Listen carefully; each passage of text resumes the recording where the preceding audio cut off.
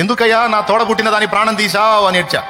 ముక్కు పచ్చలారని పసిబిడ్డలు 3 పిల్లల తల్లిని ఎందుకు తీసుకున్నావు? ఆ పిల్లల్ని అనాథలుగా ఎందుకు చేసావు? వాళ్ళ గతి ఏమిటి అని ఏడ్చా. తోడబుట్టిన దాని మీద మమకారం, ఆమె పిల్లల్ని చూసి వేదన. అప్పుడు అనిపించి గుండెలు బాదుకొని ఏడ్చాం. దేవుడు అన్యాయం చేశాడు. మాంత్రిక పుస్తకాలు చదివా, ఎవ్వరూ లేని నిర్మానుష్య ప్రదేశాల్లోకి వెళ్ళి ఆమెను పిలిచా. నువ్వు ఒకవేళ ఆత్మగా ఉంటే నా ముందు ప్రత్యక్షం కాగలవా, నాకు కనబడగలవా అని ఎవ్వరూ లేని నిర్మానుష్య ప్రదేశంలోకి వెళ్ళి ఆమెను పిలిచా. ఏడుస్తా, నా కన్నీళ్లు చూసేనా మా అక్క ఆత్మగా వచ్చి నా ముందు నిలబడిద్దేమో అని. కానీ అన్యాయం జరిగింది. ఎన్ని తిప్పలు పడినా ఆమె కనబడలేదు. చివరికి ఒక 3 నెలల కాలం గడిచింది. ఈ 3 నెలల్లో ఇక వెతికి వెతికి వెతికి వెతికి విసిగి వేసారి చివరికి ఒక రాత్రి నేను కూడా సద్దాం ఈజీగా ప్రాణం పోయేది ఎట్లా, అట్లాంటి ఆలోచనలు చేసుకుంటున్న వేళ నిజదేవుడు నన్ను దర్శించటం, నేను ఆయన వైపు తిరగటం.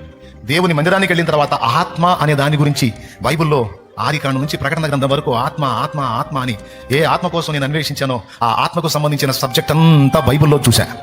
అయినా సరే నాకైతే అన్యాయం జరిగింది, మా అక్క చచ్చిపోయింది. దేవుడైతే అన్యాయం చేశాడు, ఒకటే ఫీలింగ్.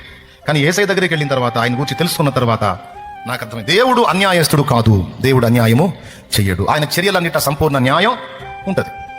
అంతకు మించి ఆమె భూమి మీద ఉండటం ఆమెకు క్షేమం కాదేమో, లేకపోతే నా విషయంలోనూ ఆమె పిల్లల విషయంలోనూ దేవునికి ఉన్న సంకల్పం యొక్క నెరవేర్పు కొరకు ఈ ఘట్టం అవసరమైందేమో.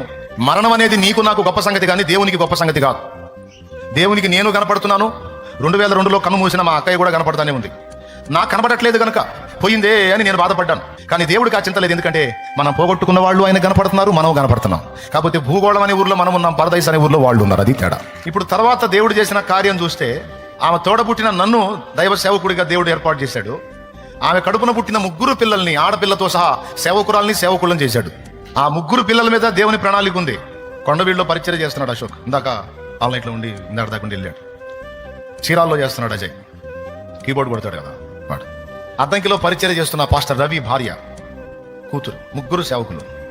సో ఒక సంఘటన జరిగినప్పుడు, ఒక కార్యం జరిగినప్పుడు సహజంగానే మనం అనుకునేది ఏంటంటే, నష్టం కలిగినప్పుడు, కష్టం కలిగినప్పుడు, మరణం కలిగినప్పుడు, శ్రమ కలిగినప్పుడు, వ్యాధి కలిగినప్పుడు, బాధ కలిగినప్పుడు మనం అనుకునేది ఒకటి, ఎందుకు దేవుడు ఇలా చేశాడు, ఎందుకు ఇలా చేశాడు, ఎందుకు ఇలా చేశాడు, ఎందుకు ఇలా చేశాడు. దేవుడు అంటాడు, న్యాయమైన కారణం ఉంది, నోర్మూయి అంటాడు. ఏది చేసినా అందులో న్యాయం ఉందని నువ్వు నమ్మితే ప్రశాంతంగా ఉండు. అందులో న్యాయం ఏంటో తర్వాత నీకే అర్థమైంది.